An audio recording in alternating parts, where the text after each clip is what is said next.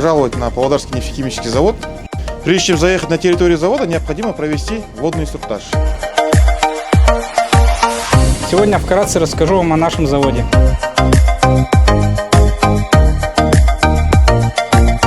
Сегодня мы провели экскурсию детям работников Павлодарского нефтехимического завода.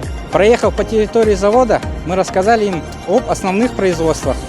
Мероприятие, посвященное году рабочих профессий, дети были очень рады увидеть производство воочию, задавали очень много вопросов, интересующих.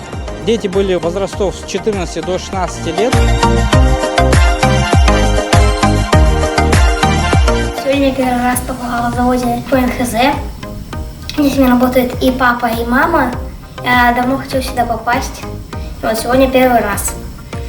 Больше всего из установок мне запомнился факел. Ну как он, самый красивый, самый запоминающийся.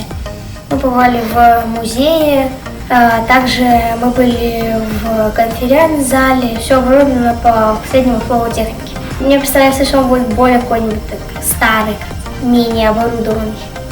Ну, чисто вот рабочее место и все.